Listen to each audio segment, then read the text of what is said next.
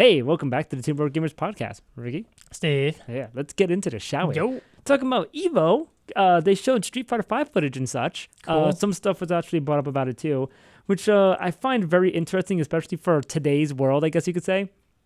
Because Street Fighter V is not going to be, it's going to be the only game. Like, it's not going to be like Street Fighter 4 was like the ultimate and there were super arcade version. Supercharged, super done. Like, yeah, this is not going to be any of those. Well, apparently it's just going to be it's going to be just evolving over time. So it's not going to be that one game that you just started with. It will always be available to you. And also all the future content is going to be available digitally. And also you can earn your DLC, not even just pay for it. So, cool. Which is funny because it's just like you could earn your character's DLC, and it's just like, isn't that how games always used to be? Unlocking? Yeah, like, yeah. I remember just having to unlock secret characters always. They kind of did that with Smash Bros. But they made it real easy because, people were like, I want everything now. Like, why do I have to unlock things? I remember in, Melee, the way you unlocked Mewtwo was by getting into a match and leaving it on for 24 hours. Mm-hmm. I was like, what? Who would have ever thought of that?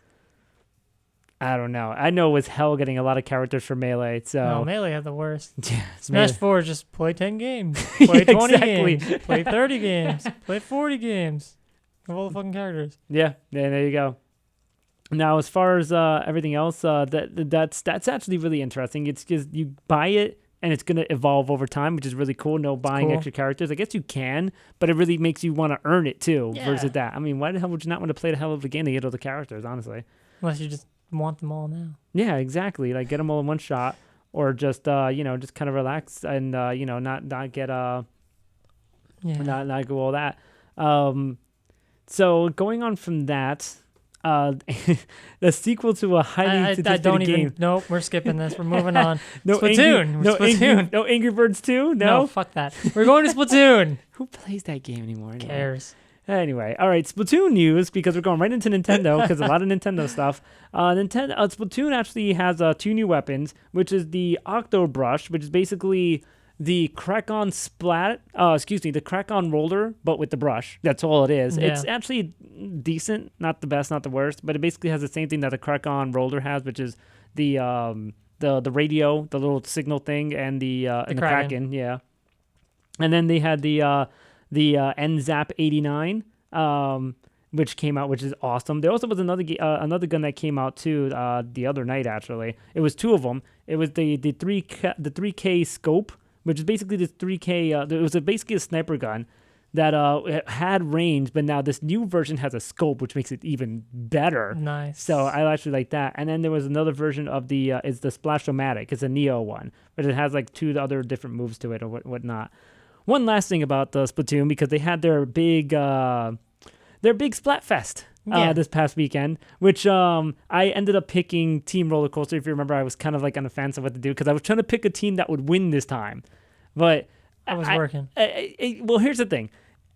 I was so mad because when I first started playing, when it hit midnight, because it was a midnight to midnight thing this time instead of 3 to 3, so when I started playing, I actually got myself to like almost like the final level. So I was like, okay, let me just work myself up to there. But it was easier because I played with a lot of good players.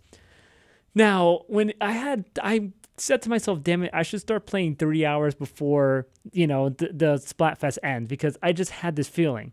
I ended up playing 2 hours before because I was distracted by Evo. And I was that close I was 12 away from getting the maximum points you can get. No. So because I had the worst freaking teams ever. Like, they literally did not know how to play the game. There was no reason. Like, every single game I did not win. Welcome to Splatoon. Yeah, I've had some good teams, especially whether it be like the random people you're randomly selected to. I get it, but sometimes you just get bad teammates. Oh, dude, but like in Splatfest, like I said, you get 4 people, you stick with them, but every single time they all sucked. All of them. And even when I got like a decent team, I go, next game I'm probably going to win. Disconnected. So it was an hour and a half that I did not win. It took me the last half hour to finally win matches a bunch in a row. Jeez. But I was still 12 short. If I actually won a few more matches, I would have actually got max. So the final result from it, which I was kind of happy, I was kind of upset because I thought the same thing was going to happen last time. Because what happened last time, it was team dogs, team cats. There was a lot of people who had dogs. It was like 60-40 or something like that. And then, but cats won a lot. No, actually it was like 60-30. It was 60-30 for dogs. Team cats had a lot more wins. It was like 50-40. 60-30 doesn't add up. Yeah, it's like I'm estimating. It's like 60 something and then 30 something. So like estimating 60-30 is 90. You're missing 10 there. Yeah, it's like some other things, some whatevers. Yeah. But 65-35. something like that. And then, but the thing is, the team cats won like 50 something to like 40 something. But then team dog won big because I don't know, whatever. So team roller coaster was actually, I was actually upset because I actually picked team roller coaster. And they had 46% popularity versus 54%. People like water slides, and I'm like, damn it. So I was like, really like, damn it, like I already lost. Because I had the impression that all the teams I owned sucked. Obviously, Team Roller Coaster sucked. Like, nobody won. Huh. Team Roller Coaster won more, 53% to 47. So I'm like, okay, so this sucks. That means Team Roller Coaster lost, like how Team Cat lost that time. No, Team Roller Coaster won, 152 to 48. I have no idea how this math works, but it worked in my favor, even though I didn't get the maximum amount of sea snails, which kind of sucked, but because damn 12. But I mean, I guess just because it was a little bit closer, the popularity wise, I guess that's why it was more so. Know. But like I said, I don't know. But it was fun overall. It was just frustrating to have shitty teams every fucking time. And I had to shut off my system midway through a match because I was so aggravated. Because literally, like we would start like the game and we kind of spread out, start filling in our area, because there's a turf war, and they're already on our side. They're already like attacking us and killing us, and I was like, what the hell? Are you serious? I was so upset by that. I really was. Like, there was no reason for that. There was no reason why the other team should be on our side like 30 seconds into a match. Maybe those guys were just good. I mean, come on. I mean, I tried to splat as many as I could, but they were just. I mean, I would get splatted because like they would just double team me anyway because I was only like the only decent one in the team. Yeah. Apparently, it was so bad. Moving on. No, not moving on. Now we're moving on. All right. This week celebrates the 20th anniversary of the Virtual Boy. Yay. Yeah. Remember that thing that used to burn your retinas and give people headaches? Yeah, that was a thing. So that was created by the man who created the Game Boy. And he was actually supposed to retire after that, but I think he kind of felt bad because the Virtual Boy didn't really succeed. So he kind of stayed on. I don't know. I mean, I remember being really interested in it because VR was actually kind of like a hot thing back then. But Nintendo took a different approach to VR, and it really wasn't that great of an idea. So that failed. But I mean, look where virtual reality is now. I think Nintendo's kind of hesitant because I think Nintendo's just afraid of another VR failure, which is unfortunate. But understandable. But I mean, but the Virtual Boy was what it was. 20 years old, celebrated, I guess. Have a drink to the Virtual Boy, I guess you could say. To no surprise of anybody, Project Cars has been canceled on the Wii U. Aw. Well, it kind of is unfortunate. I mean, even though the studio was kind of sarcastic, and we did kind of say that, they said some mean things to people on a message board where they're apparently being sarcastic, but you can't really be sarcastic to a bunch of people who are mad at you. You can't really do that. That's just not a good look. Yeah, also, the internet, you can't tell if you're being sarcastic through text, so don't. So they canceled it completely. They apologized because because that was the thing on Kickstarter. It was guaranteed to be on PC and Wii U. And that was it. But apparently they just could not get it to work on Wii U. Project Cars, according to the developer, said that it was just way too much for the Wii U to handle. So they just canceled it. And sucks to suck. Sucks to suck. So yeah, I mean, but they are sorry about it. But I mean, it is what it is. It's just unfortunate. Going to the drama that is Devil's Third because it finally has a solution in North America, but apparently it's getting just bad reviews overseas because it is coming out in Japan and Europe like soon, but apparently it's coming to the U.S. Oh snap! Well, Devil's Third, the actual developer had to go on record and say, look, this is, let me just quote him. All right. At last, I was able to understand about the reactions. Devil's Third is the game that reflects the people's skills directly/vividly. This Basically, is the he truth. said that the game testers suck, and that's why they're The getting game bad reviewers. Reviews. The game reviewers suck, and that's why they're getting bad reviews here. Johns. And also, too, Itaki, who was one of the developers, he's the one that's running Valhalla and such. He's like, dude, all right, use the Pro Controller. The game is at 30 frames per second. There's no split screen or voice chat, but there is 16-player multiplayer online play. So there's that, right? 30 FPS is terrible. 30 FPS is nice. What are you talking about? Especially for this generation of gaming? Bad. Oh, all right. But as far as it coming to North America, it is. Guess who's publishing it? Nintendo of America. Yeah. As a plot twist, right? That's just ill M. Night Shyamalan plot twist. Nintendo is going to develop this game, release this game, publish it. It is going to come in the fourth quarter, so look for it in the holidays, and hopefully it won't suck. I guess. Hopefully. Hopefully it won't be as bad as they say it is. Maybe just watch people stream it and you decide yourselves. That's what everybody else does. I do it. I'll look at that stream and be like, okay, so this sucks. Like, I don't think, unless it's going to be a bad, good game, but I don't know if that exists. I know there's like bad, good movies. I don't know about bad, good games. I have no idea about that. All right. Pokemon stuff. Apparently Pokken is going to be tested out here in the U.S. in Dave & Buster's. So your local Dave & Buster's, you'll probably be able to try some Pokken Tournament. Let's give it a shot. Hell yeah. Also talking about Pokemon, for a limited time only, if you have Omega Ruby and Alpha Sapphire, you can actually get the mythical Pokemon Diancie. Yeah, no, from Friday the 24th to July 27th. Just 3 days or whatever. Yeah. So are you going to get one of those? I already have one, but I'll get another. Why not? Why not, right? There was a Pokemon that was apparently spotted. Do you know about this? About yes, the new Pokemon, I do know about the this. Pokemon movie. What are your thoughts on that? It's weird. It's like a little green blobby thing. Yeah. There's actually two. Yeah. There was the one that Koro which Yeah. was everyone's assuming to be a Mega Zygarde form. Yeah. And then some little green blobby thing came out of the O in Pokemon at the end of the Hoopa movie. Yeah, which people I don't even know what that's supposed to be. Like, what is that? It's I just don't know. strange. It's 7th gen Pokemon, maybe. Yeah, who knows? Because they always do that though. They always leak something from the next generation in one of the later movies. Like Zoroark was leaked at the end of the 4th gen. That type of thing. Yeah, no, I got you. I don't know. I don't know what to say about it because it's just like I'm wait and see because I don't want to jump to any conclusions. Yeah. Gotta wait because they haven't even Volcanion still hasn't come out yet. It's one of the things that true. everyone knows about Volcanion. Yeah. But there's been no official release yet. So how are you gonna go on to 7th gen without Volcanion yet? What is with the Pokemon company that they do that? Like what is the reasoning for that? Like it's so strange. I don't know. Wish I knew. Talking about going to our favorite game, Metroid Prime Federation Force. Like I said, I don't have the biggest my problems with Blast Ball. So. Yeah. So Kensuke Tanabe, who is actually the person who does what's it? Jesus, not Project M. What am I thinking? Project M. Metroid. Yes. But he does Prime. There we go. We're looking at Prime.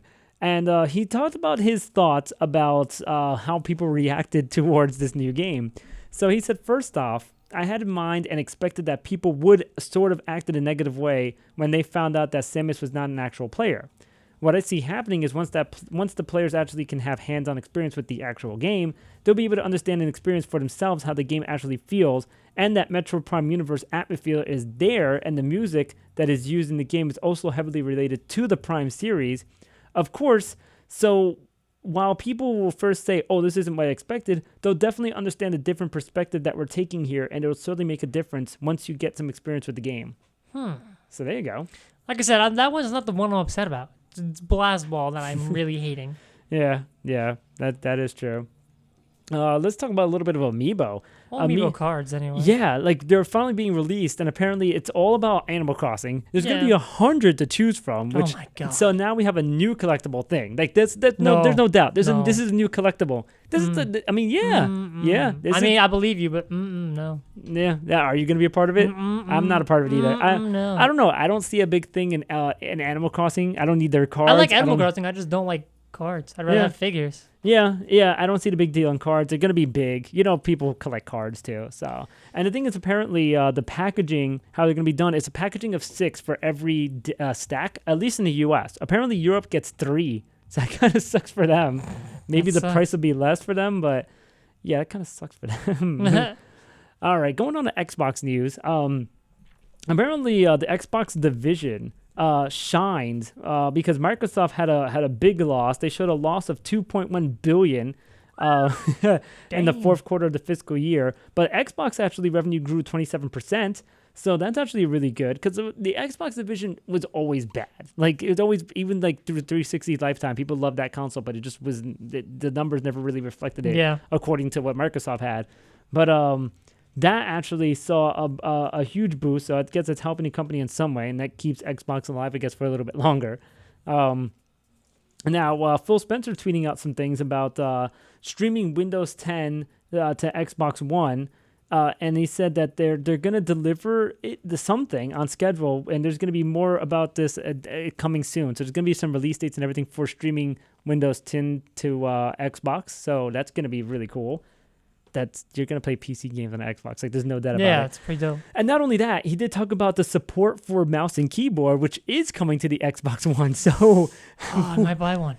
So it's mouse like, and keyboard? Yes. Yeah, like, wait, so is this going to be Xbox PC Master Race? Is this a console, PC in one? What is going on here? What is this? Like, you know what? I'm a fan of this. I like this. this. It's weird, though. I don't know. I might actually get an Xbox One because I was on the PS4 train. I was like, I'm going to get a PS4. That's how we're going to go. But Xbox One with mouse and keyboard? Oh, we're about this. I agree with you. I really do. I mean, PS4 has like the. Thought I might actually be good at Call of Duty and Halo and stuff. Hell yeah, let's do this. Let's do this. I like this. All right, quick note on Sony. The remastered version of Journey came out, which is such a really, really awesome game. I would suggest to all of you to pick it up if you're a fan of that type of game. It's really just, there's no words. It's just all scenery and all music, and it's such a really nice game. It's an awesome game for me. Dope. I think it's worth like $12 or 13, 14 bucks or something like that. So really just pick that up, honestly. It's a really awesome and good game. Going on the PC stuff. Apparently, a follow-up for the Batman Arkham Knight. The patch to fix this game for the PC, anyway, is probably going to be coming out at some point in August. We don't know when exactly, but apparently August is going to be one of the first patches to fix the actual game. Whether how much is going to fix and if the game's going to be playable after that, it's still to be determined. I don't know. Or what they could have done was just made sure the game worked when released. Exactly. Talking about fixing games too, Rockstar had also claimed that they fixed the PC performance issues that was in the last patch of Grand Theft Auto 5. They also said they're not doing anything to ban offline mods, but they warned that the mods could cause unexpected problems. So that's good on Rockstar to actually speed up a game a little bit. And I guess the last couple of stuff, which is actually kind of funny. Look at that.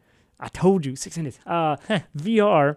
The Oculus Rift. Oculus, actually, this is the only news we have on the Oculus. Apparently, they bought some more hand tracking peripheral company.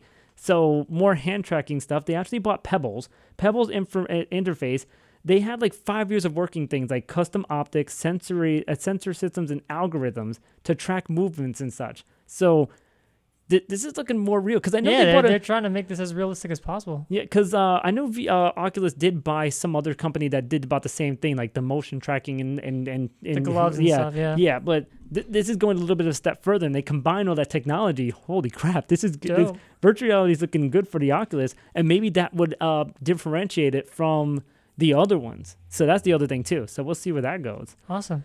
Any other news that you got, or do you want to talk about any of these things on the bottom? No, I think we're okay from here, honestly, because I don't mind any of these things. That's it. I think we're good. So much shorter second part of the show. Like 20 minutes. Yeah. And the Evo talk was like almost an hour. 20 minutes. Yeah, that was crazy. It was like 50 minutes, and then we're going 20 minutes on the actual show. Yeah. Hey, 20 minutes of quick news. As long as you get your quick news fill, right, guys? Right. Yeah. So But just a quick shout out to SSB914 because check That's our home, man. That's our home away from home from the Two Broke Gamers That podcast. is the home, man. So our Twitters and everything is around here somewhere. We're on Facebook, facebook.com/Two Broke Gamers podcast. And I guess we'll see you all next week. Peace. Cheers.